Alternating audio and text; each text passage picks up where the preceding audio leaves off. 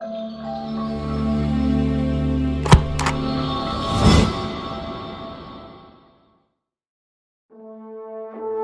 la gran comisión de nuestro Señor Jesucristo de, por tanto, ir y hacer discípulos a todas las naciones, enseñándoles que guarden todas las cosas que os he mandado.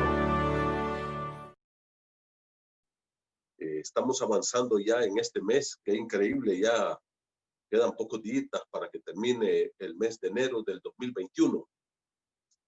Pero qué bueno que estamos aquí en el Señor, adorando, alabando y exaltando su maravilloso nombre. Damos gracias a Dios por tu vida, mi hermano. Damos gracias a Dios por tu perseverancia, por tu caminar con Cristo, por tu entrega a nuestro Señor y Salvador Jesucristo. Esta noche vamos a cambiar un poquito la dinámica y vamos a ir a la carta a los Hebreos. Esta carta quiero decirte que la he estudiado mucho a través de toda mi vida de cristiana.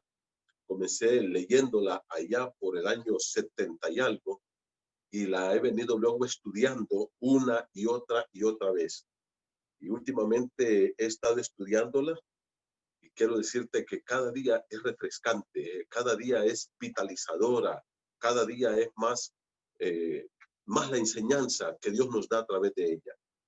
La carta a los Hebreos es una carta interesante. La carta a los Hebreos, queridos hermanos, es una de las cartas más hermosas, más bellas, es una de las cartas más teológicas y más profundas de toda la Biblia.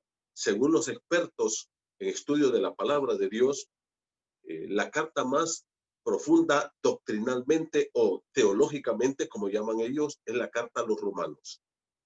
Luego está la carta a los hebreos, y por ahí viene Deuteronomio y luego algunas otras cartas. De hecho, algunos creen que el libro más profundo y más difícil es el Apocalipsis, y no es cierto. El Apocalipsis es uno de los más fáciles, aunque ustedes no lo crean. Doctrinalmente, la carta a los hebreos está catalogada como la segunda carta más difícil de la Biblia en cuanto a su interpretación. Por tanto, necesitamos esa luz del Espíritu Santo. Es una carta muy profunda, muy doctrinal, pero también junto con esto es una carta muy práctica. Y especialmente para estos días difíciles que estamos viviendo, estos días finales ya, porque para mí ya son los días finales, no sé cuánto tiempo más vamos a vivir en esta tierra, pero créanme, hermanos, que nos queda poco tiempo. Y esta carta es una carta que nos reanima a tomar decisiones de perseverar en el cristianismo con nuestro Señor Jesucristo. Así que yo quiero animarles. Trataremos, hermanos, de ir estudiando esta carta a través de todas las epístolas, desde el capítulo 1 hasta el capítulo 13. Yo quiero animarte para que tú tomes un cuaderno y comiences a hacer tus notas sobre esta carta. Vamos a ir desarrollando el bosquejo que he preparado. He estado en algunos tiempos con el Señor, y en estos tiempos con el Señor he orado y le he dicho: Señor, quiero estudiar más a fondo esta carta, quiero que me enseñes, me edifiques más, porque la primera enseñanza es para mí. La primera regañada que Dios me da a través de esto es a mí, y luego viene para todos nosotros. Pero cada vez es más refrescante, cada vez es más retadora, cada vez es más linda esta carta, es bellísima. Y yo quiero animarte, hermano. Tal vez algunos dicen: pastor, mire, yo he leído la carta a los hebreos y no le entiendo nada. Bueno, yo te animo para que perseveres. Eh, Hemos estado preparando estudios, tratando de hacerlos lo más sencillo posible. Incluso entre ayer y hoy concluí el bosquejo, un nuevo bosquejo, porque al ir estudiando la carta, quiero decirte que una carta, para que tú le tomes el sentido, tienes que leerla toda sin respirar, o sea, un solo. Si alguien llega y te pregunta: mamá, mira, ¿dónde está la fridera? Y tú le dices: ahí está en la cocina, búscala en tal parte, ya no siga. Vuelve a comenzar otra vez, para que vayas teniendo una idea de todo lo que la carta dice. Cuando nosotros leemos por pedacitos, eso está bien para una lectura diaria, digamos, pero para ya entender una carta hay que leerla toda, desde el verso 1 hasta el último versículo. hay que leerla completamente, sin parar. Esta carta yo creo que la he leído unas 100 veces así, sin parar, desde el verso 1 hasta el último, y metiéndonos, y cuando vamos leyendo, vamos viendo a través de la luz que da el Espíritu Santo, y hemos descubierto, y miren, yo quiero decirles, para ser más exacto, en el año 90, hermanos, yo hice un estudio de la carta a los Hebreos, y lo tengo por aquí guardado, este que está aquí, que ustedes pueden ver. Miren, este estudio lo hice en el año 90, aquí está, aquí tengo la fecha y todo. Aquí tengo las notas que tomé y todo lo que está aquí. Un estudio completo. Y he estado leyéndolo, he estado estudiándolo, y de nuevo me he metido a la carta y he visto y digo, wow, cuánto tengo que mejorar ese estudio. Y es un reto para mí. Y quiero retarte a ti también, hermano. Por favor, yo te animo para que no te pierdas estos estudios. La carta a los Hebreos. Entonces, esta carta es importante decir que tiene como base un contenido del Antiguo Testamento. Y a veces eso es lo que pierde a la gente, y por eso es que no le podemos entender muy bien. Tiene como base un fuerte contenido del Antiguo Testamento.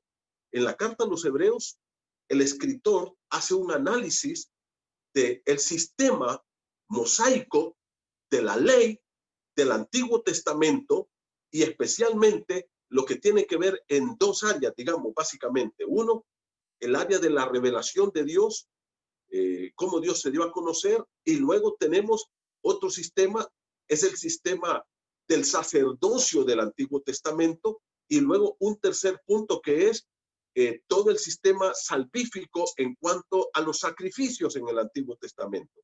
Entonces tenemos la revelación, luego tenemos el sacerdocio, y luego tenemos los sacrificios los sacrificios que los hebreos llevaban.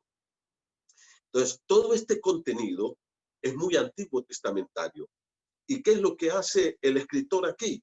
Hace una comparación, como poner en una balanza de esas que tienen dos pesas, y a un lado pone el judaísmo, todo sistema legal mosaico, y en el otro lado de la balanza pone el evangelio, a Cristo y el evangelio, el cristianismo.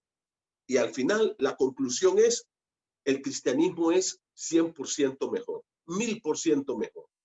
Por eso, en toda la carta, a través de toda la carta, hermanos, hay una palabra, una frase que siempre se va a hacer énfasis en ella.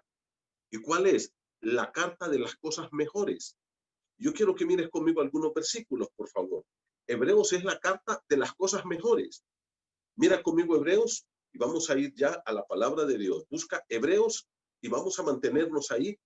Y vamos a ir al capítulo 1, verso 4. Mira conmigo Hebreos 1:4. Dice, hecho tanto superior a los ángeles. Cristo dice aquí que es superior, es mejor que los ángeles. Cuánto heredó más excelente nombre que ellos. La palabra nombre aquí, más que nombre, Jesús o Cristo, Jesucristo, o como tú le quieres llamar, Mesías o ángeles, más que nombre es la persona. La persona de Cristo es superior a los ángeles. Y no solamente aquí. Sigue conmigo, por favor. Mira el capítulo 6, versículo 9. Hebreos, capítulo 6, verso 9. Para que ustedes se vayan dando cuenta de lo que está escribiendo el escritor. Hebreos 6:9. Dice la palabra del Señor así. Pero en cuanto a vosotros, oh amados, el escritor les está hablando a estos hermanos, y miren, es muy cariñoso en hablar con ellos. Les dice, oh amados, eran personas de un gran conocimiento suyo. Y les dice, estamos persuadidos de cosas mejores y que pertenecen a la salvación, aunque hablamos así. Dice, ustedes saben que estamos persuadidos de cosas mucho mejores. Capítulo 7, verso 7. Mire conmigo, por favor. Hebreos, capítulo 7, verso 7 dice, sin discusión alguna, el menor es bendecido por el mayor. ¿De qué está hablando aquí? Está hablando de Abraham y Melquisedec, del sacerdocio de Cristo, según una vamos a decir, un orden o una línea diferente. Vamos a explicar esto más adelante. Cristo dice, es sacerdote según el orden de Melquisedec. Ahora, ¿qué pasó? En Génesis 14, la palabra de Dios dice que Abraham venía en el camino de la derrota de los reyes del Oriente. Cuando lleguemos a eso, capítulos 6 y 7 especialmente, lo vamos a ver a fondo, a tratar de dar una explicación lo más rápida y sencilla posible, entendible, de qué es eso del sacerdocio de Cristo según el orden de Melquisedec. Ahora, cuando Abraham viene, dice que se encontró con Melquisedec, que era rey en Salem. Salem es Jerusalén. Salem, Jerusalén. ¿Okay? Y ahí era rey Melquisedec. Y se encuentra con Abraham. Pero Melquisedec era sacerdote. Y dice que Abraham le pagó los diezmos a Melquisedec. Y Melquisedec bendijo a Abraham. Ahora, miren esto. El escritor dice que cuando Abraham pagó los diezmos, los pagó también Leví, que era la tribu que iba a ser la tribu sacerdotal. ¿Y qué es lo que está diciendo? Que Melquisedec entonces era superior a Abraham y superior a los levitas. Y Cristo es de la orden de Melquisedec, es superior a todo. De eso está hablando aquí, de que el sacerdocio de Cristo es el mejor que el sacerdocio de los levitas en el Antiguo Testamento. Mire el capítulo 7, versículo número 19 ahora. 7:19 dice, pues nada, subrayen la palabra nada, adverbio de cantidad, nada es nada. Mire cómo dice el verso 19. Estamos en Hebreos 7:19. Pues nada perfeccionó la ley. Dice que a través de la ley nadie podía ser perfecto.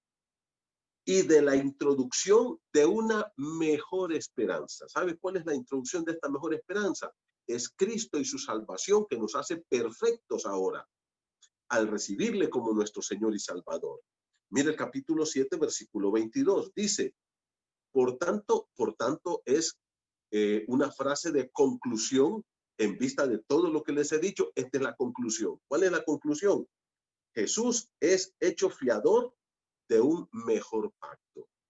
El pacto del evangelio es mejor que el pacto mosaico, o lo que se conoce a través de la escritura que hace Pablo en el libro de 2 Corintios 3 y 4, el nuevo pacto, que es el evangelio, que es Cristo y su mensaje. Mira el versículo número 22, Jesús es hecho fiador de un mejor pacto. ¿Y qué dice? ¿Se dan cuenta? Todo lo que habla del evangelio, de Cristo y el evangelio, es mucho mejor. Y por eso esta carta se le conoce como la carta de las cosas mejores. Mire conmigo Hebreos 8:6. Dice la palabra del Señor así. Hebreos capítulo 8, versículo 6. Pero ahora, tanto mejor ministerio es el suyo. Dice que el ministerio de Cristo es mejor que todos los ministerios que se hicieron en el Antiguo Testamento, que todo lo que hacían los sacerdotes, que todo lo que se hacía en el templo, que todos los sacrificios de animales, de carneros, de ovejas, de toros, de machos cabríos, que Cristo tiene un mejor ministerio que todo lo que se hacía en el Antiguo Testamento.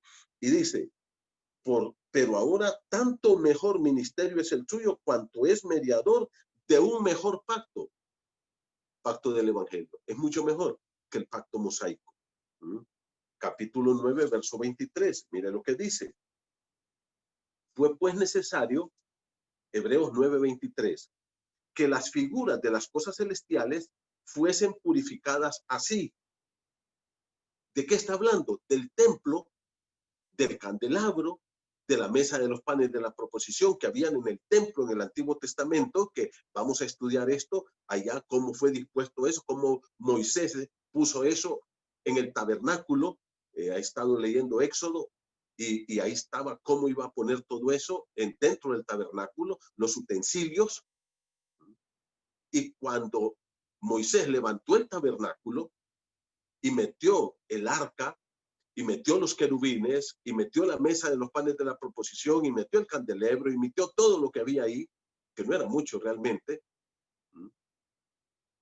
Mire cómo dice Hebreos 9:23.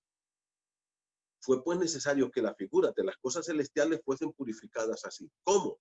Mató un animalito Moisés, agarró la sangre y la roció sobre todas estas cosas. Pero las cosas celestiales mismas, con mejores sacrificios que estos. O sea, el sacrificio de Cristo es para santificar, dice, hasta el cielo mismo. Es mejor que todos esos sacrificios del Antiguo Testamento. Mire el capítulo 10, verso 34 ahora. Hebreos 10:34. Leo para ustedes. Dice así: porque de los presos también os compadecisteis, y el despojo de vuestros bienes sufristeis con gozo, sabiendo que tenéis en vosotros una mejor y perdurable herencia en los cielos. La herencia que nosotros tenemos, dice, es mucho mejor. Y dice que esto, hermano, ahora yo quiero que ustedes miren esto. Miren lo que dice aquí en el capítulo 10, verso 34. Dice: porque de los presos también os compadecisteis. Quiero hacer una aclaración. Estos presos aquí no eran criminales que habían asesinado gente, no eran criminales que habían violado, como esos presos que están ahí en las cárceles de alta seguridad o en las cárceles comunes, que están ahí porque mataron a alguien, robaron, secuestraron, asesinaron, violaron. No, no, no, no. Estos son los presos que cayeron presos por el evangelio, por haber confesado a Cristo. A estos es que se refiere acá. Mira el versículo 34 dice: y de los presos también os compadeciste, y el despojo de vuestros bienes, o sea, a ellos les robaron todo, habían perdido todo. No fue que vino un ETA o un IOTA, sino fueron asaltados, fueron robados de parte de sus propios paisanos judíos, que los odiaban porque estos cristianos habían puesto en Jesús su fe como su único Salvador, lo recibieron como su Mesías, como su Dios, como su Señor y como su Salvador.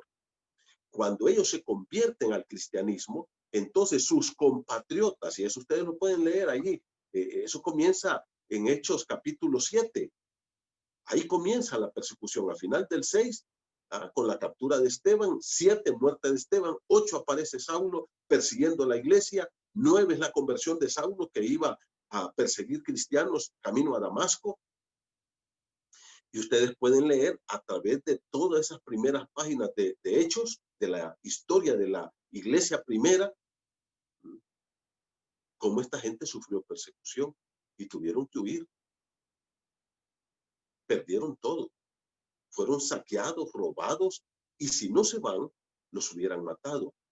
Por eso a estos mismos se supone que les escribe Santiago, que les escribe Pedro, cuando Pedro dice: a los expatriados de la dispersión en el Ponto, Galacia, Capadocia, Asia y Bitinia. Se habían ido a huir. Pedro mismo dice: estoy en Babilonia, porque si ellos no se van, los hubieran matado también. Ellos lo perdieron todo.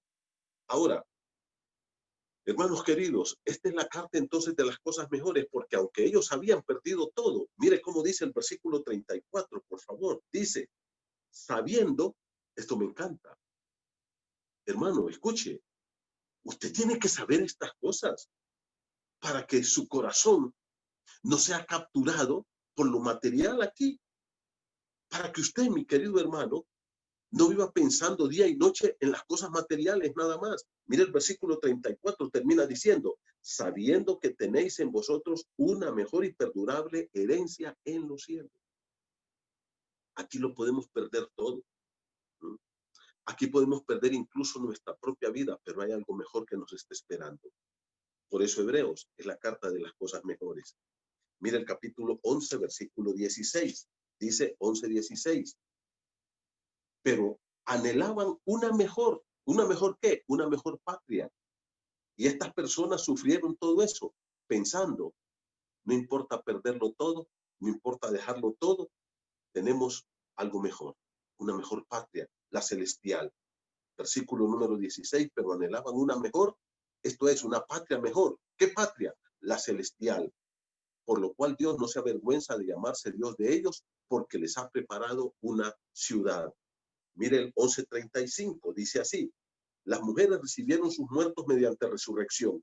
O sea, está hablando de los sufrimientos. Hermano, estas mujeres, dice, habían matado a algunos y luego dice, resucitaron. ¿Y qué dice? Mas otros fueron atormentados. Gente que sufrió el martirio, torturas, no solamente la pérdida de las cosas materiales, sus casas, sus negocios, sus empresas, sus trabajos, su dinero, todo lo que tenían se los robaron, sino que además también perdieron su vida. Mira el versículo número 35, dice, mas otros fueron atormentados. La idea aquí fue los torturaron hasta matarlos, no aceptando el rescate a fin de obtener mejor resurrección. ¿Se da cuenta? Siempre el escritor de la carta está hablando, hay algo mejor, el cristianismo es mejor. Mire, 11:40, dice así, proveyendo Dios alguna cosa mejor para nosotros. Dice lo que Dios nos ha dado a nosotros. Sus promesas son mucho mejores. Allá, los hebreos se les prometió tierra, por ejemplo. A nosotros se nos ha prometido el cielo, hermanos. Estar en la presencia de Dios. Y dice aquí, proveyendo Dios alguna cosa mejor para nosotros. ¿Quiénes somos nosotros? Los creyentes. Para que no fuesen perfeccionados ellos, aparte de nosotros. Y el 12:24 dice así, a Jesús, mediador del nuevo pacto. Dice que Jesucristo es el mediador del nuevo pacto. Ya vamos a hablar de qué es el nuevo pacto, de qué se trata esto cuando entremos a toda esta sección. ¿Qué es el nuevo pacto? Todo eso tienes que aprenderlo, mi hermano. Tienes que interesarte por conocer esto.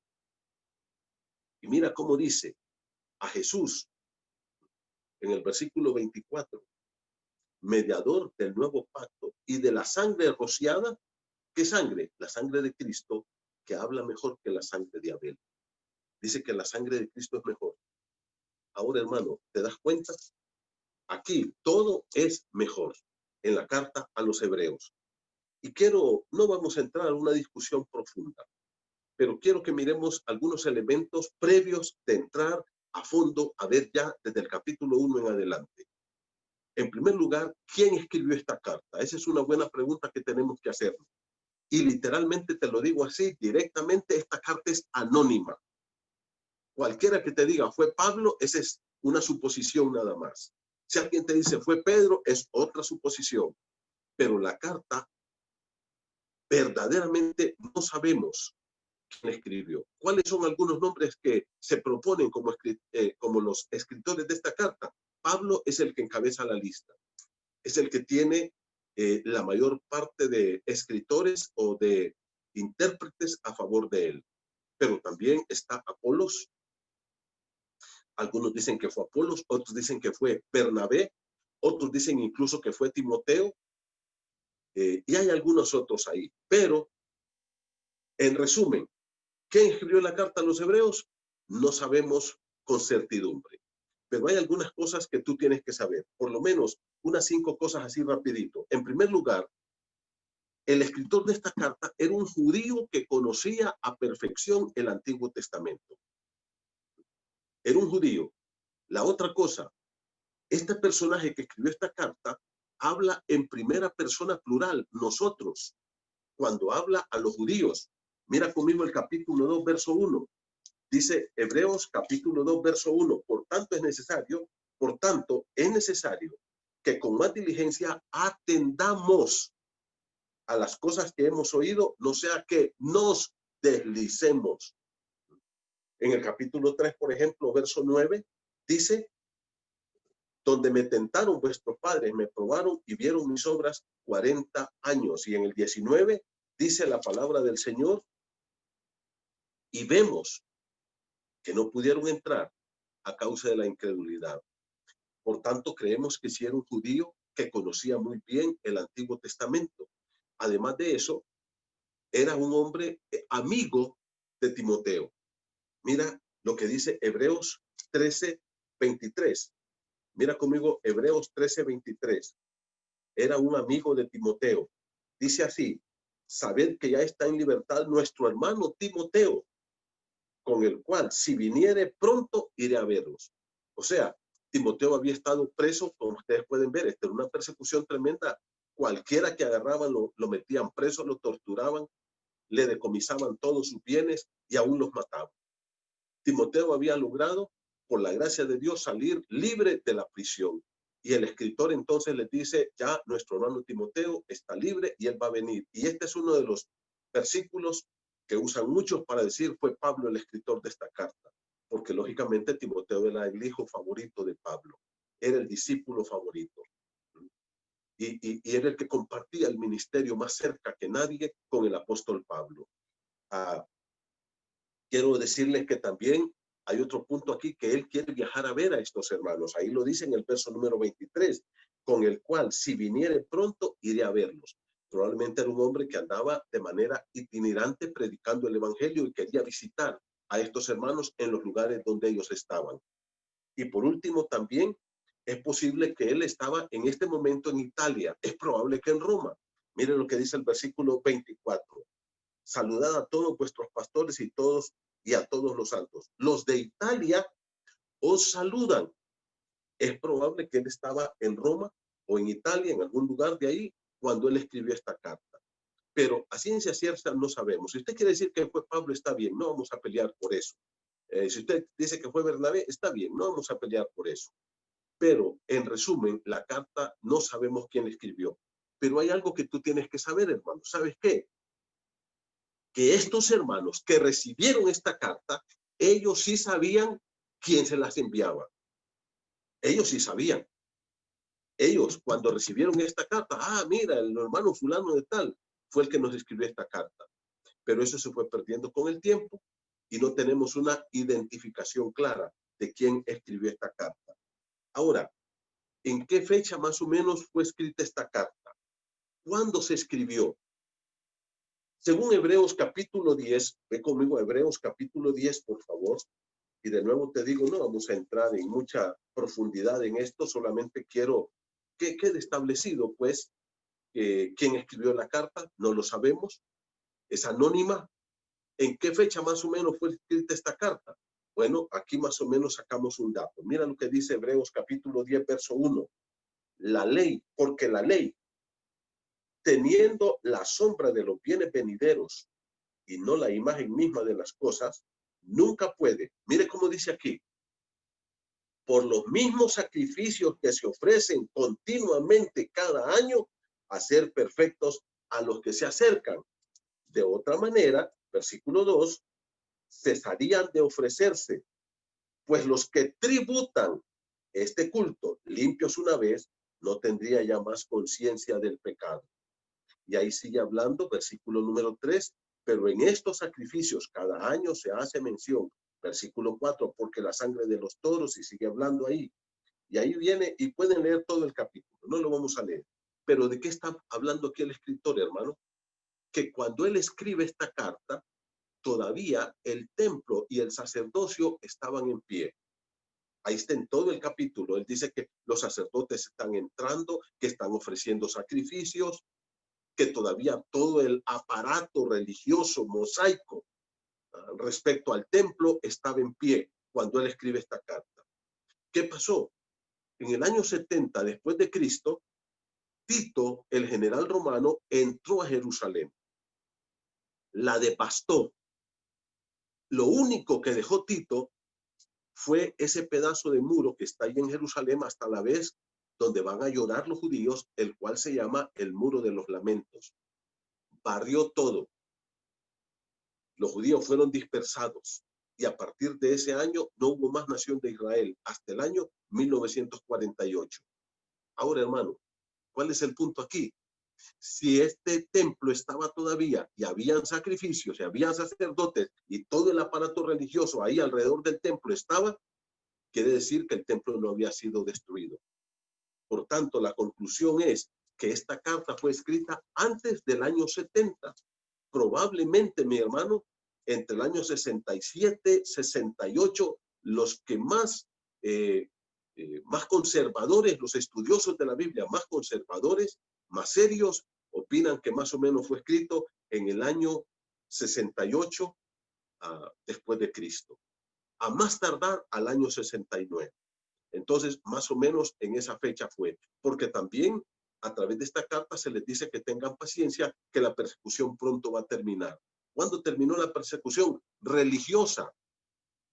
Porque acuérdense que estos son judíos que han tenido que salir huyendo porque eran perseguidos por los judíos. Sus mismos paisanos lo estaban persiguiendo, pero hubo otra persecución que vino de parte del Imperio Romano después. ¿Okay? Tercero, ¿quiénes son los destinatarios de esta carta? ¿A quiénes se les escribe esta carta?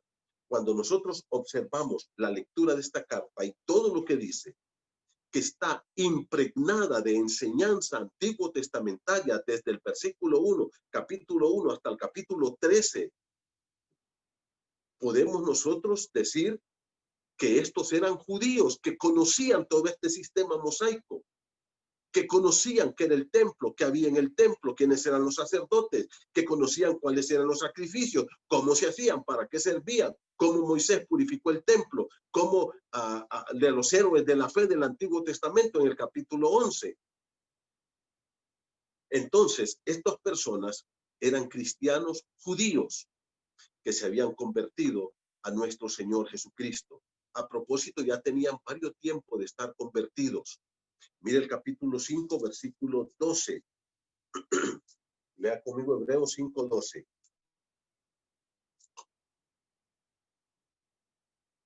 Dice así la escritura: porque debiendo ser ya maestros, estos judíos, estos cristianos, después de tanto tiempo, acuérdense que la iglesia comenzó entre el año 26 y 30, más o menos. Esa es la fecha donde se calcula que comenzó la iglesia, entre el año 26 y el año 30 después de Cristo. Esta carta se escribe más o menos en el año 68 o 69. Entonces ya tenían varios tiempos de haber conocido a Cristo, ya tenían varios tiempos de haberse convertido a Cristo. Como les digo, conocían muy bien el Antiguo Testamento. Esta carta está impregnada del Antiguo Testamento, tiene mucha enseñanza, pero es para hacer una comparación entre lo que era el sistema ceremonial del Antiguo Testamento y lo que es el Evangelio. Y dice, el Evangelio es mucho mejor. Y a propósito, estaban pasando por pruebas muy difíciles. Y esto es interesante, hermanos. El día viernes voy a hacer un resumen de los primeros 4 capítulos. Capítulo 1, 2, 3 y 4. Y yo quiero que ustedes presten atención y les animo para que los lean. Entre esta noche, entre mañana jueves, entre el viernes en el día, 1, 2 o 3 o 4 o 10 veces, si usted quiere leerlo, esos 4 capítulos, para que tenga una idea. El día viernes que vamos a comenzar con este bosquejo que hemos preparado para ustedes, voy a hacer un resumen de estos 4 capítulos para vean qué interesante lo que dice el escritor acá. En cuanto a la palabra de Dios, los primeros 4 capítulos habla de la revelación de Dios. Los 4 capítulos, un solo pensamiento, un solo mensaje. Hace muchos años, allá por el año 90, estaba revisando yo un bosquejo que había hecho ahí y lo dividí como en 4 partes, esos 4 capítulos. Cuando ahora, más a fondo, ya un poco más maduro, estoy estudiando, me doy cuenta que es un solo paquete, que habla de un solo tema y lo vamos a ver el día viernes. Pero ¿cuál es el punto? Está impregnado del Antiguo Testamento. Por tanto, estos eran judíos que se habían convertido a Cristo, habían abandonado el judaísmo y ahora estos judíos están enfrentando pruebas muy, muy, muy difíciles. Y ahí llegamos al propósito por el cual el escritor escribió esta carta.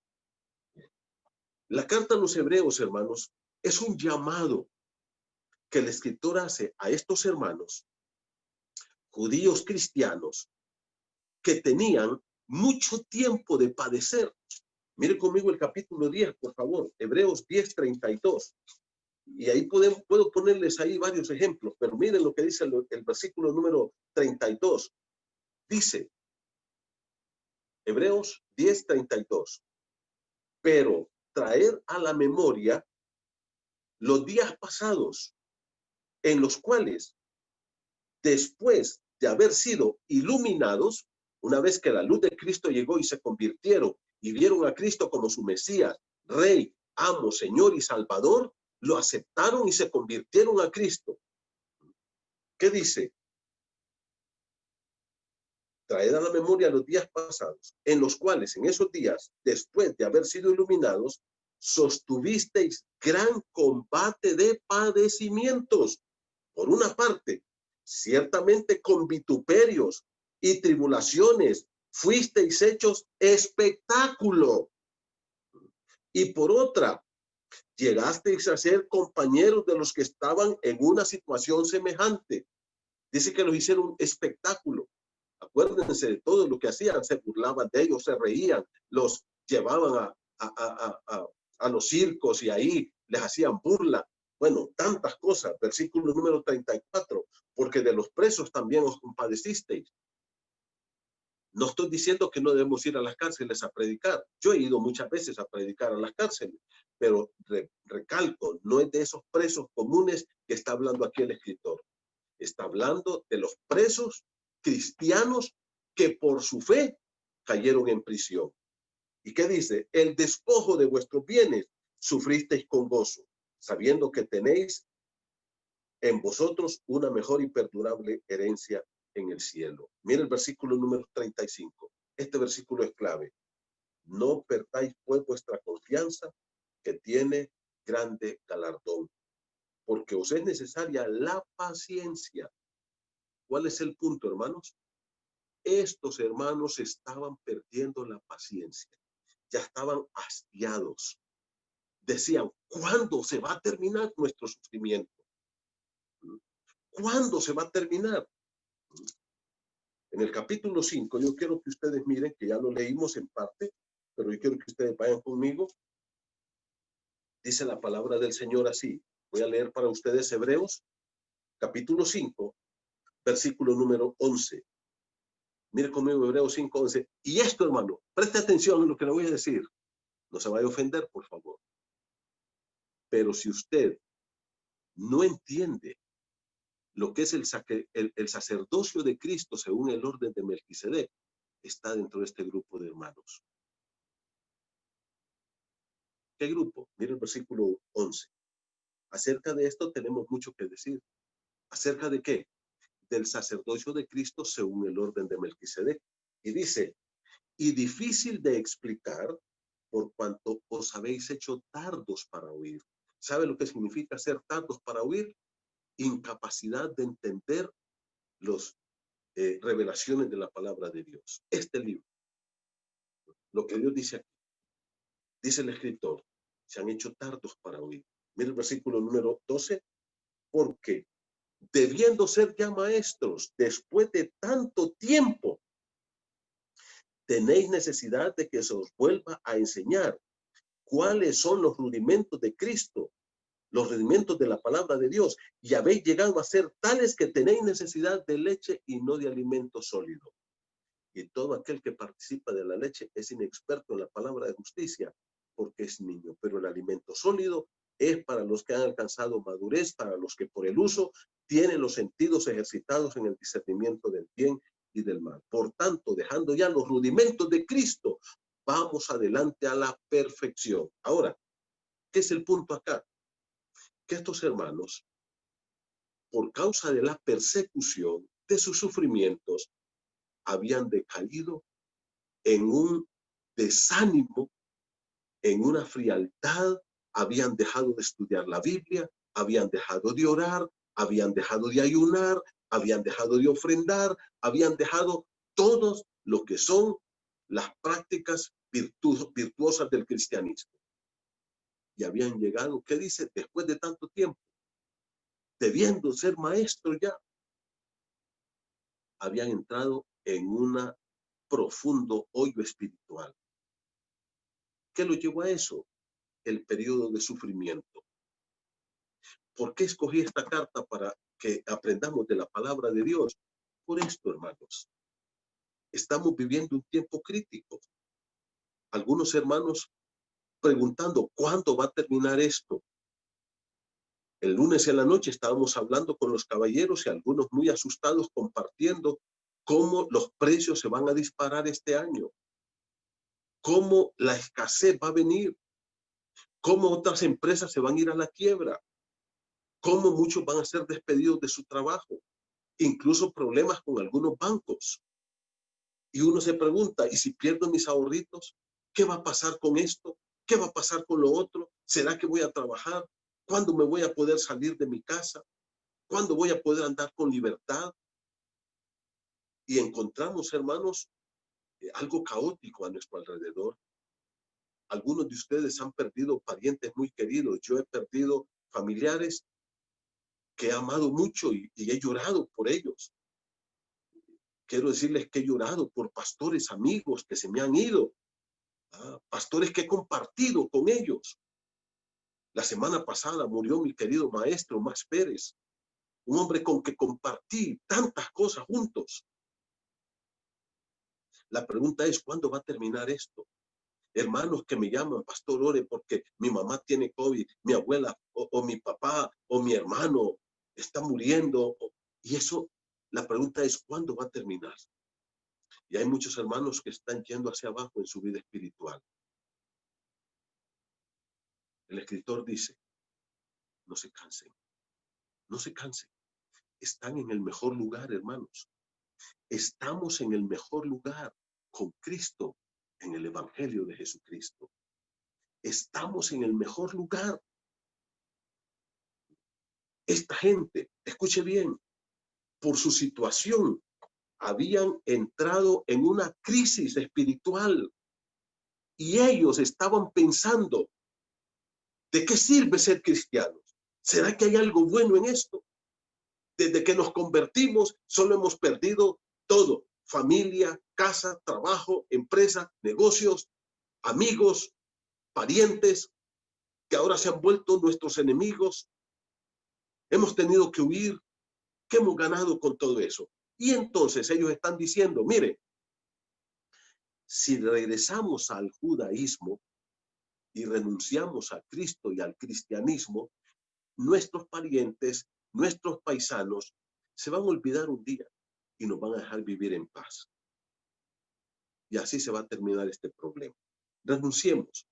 Y ellos están evaluando la posibilidad de dejar el cristianismo y volver al judaísmo. El escritor les escribe y les dice, no lo hagan, señores. Manténganse firmes. Estamos en el mejor lugar. Hermano, nada ni nadie, escucha bien esto, nada ni nadie te va a dar lo que Cristo te ha dado. La seguridad, la confianza, la fe, la esperanza, la presencia de poder para ganarnos esta batalla. Y aunque muramos, tenemos la vida eterna. La carta a los Hebreos nos dice, no claudiques de tu fe. No dejes que el desánimo, que la pereza espiritual, que la frialdad, que la indiferencia, que el materialismo, que los problemas, que las tentaciones o cualquier cosa nos alejen de Cristo. Al contrario, crezcamos. Dejemos estos rudimentos ya y vamos a la madurez, vamos a la perfección. Y el primer paso es tomar en cuenta lo que Dios dice en su palabra. Hebreos capítulo 1, 2, 3 y 4. Lo vamos a estudiar el día viernes. ¿Cuál es el tema de este viernes? Cristo es la más perfecta y última revelación de Dios para el hombre. Hebreos capítulo 1, verso 1 hasta el 4:13. Te espero para que estudiemos juntos la palabra de Dios. Pero no olvides esto, recuérdalo. Estás en el mejor lugar. No te desanimes. Y si has estado desanimado, arriba esos ánimos, hermano. Arriba. Cristo es lo mejor que te ha pasado en la vida. Toma a Cristo, abrázalo cada día en oración. Cree su palabra y vive para la gloria de su nombre. Vamos a orar. Padre, gracias porque no importan los problemas, tentaciones, sufrimientos, dolores, enfermedades, lo que venga, pérdida de lo que quiera perderse, porque a ti no te podemos perder. porque tú eres nuestro Salvador, porque tú eres nuestro Dios. Y Señor, aunque estamos pasando un tiempo crítico aquí en este país, tú eres nuestro Dios. Y contigo somos más que vencedores. Y podemos vivir vidas victoriosas, llenas de fe y de esperanza, llenas de optimismo, llenas de esperanza y de valor. Y podemos ganar esta batalla con tu poder. Guarda a tu pueblo del desánimo, de la frialdad, de la indiferencia, de la apatía. Guarda a tu pueblo del pecado, de la carnalidad, de la mundanalidad, del materialismo, y que podamos enfocarnos en Cristo, que es nuestra más grande herencia eterna en los cielos. Señor, fortalece nuestra vida espiritual. Levanta a tu pueblo, que con gozo sigamos peleando la buena batalla de la fe. Gracias por esta noche. En el nombre de Jesús. Amén. Te queremos mucho, hermano. Estaremos orando por ti. No te olvides que el domingo, el lunes 25, comenzamos hasta el sábado 30, domingo 31, la semana de ayuno y oración. Prepárate.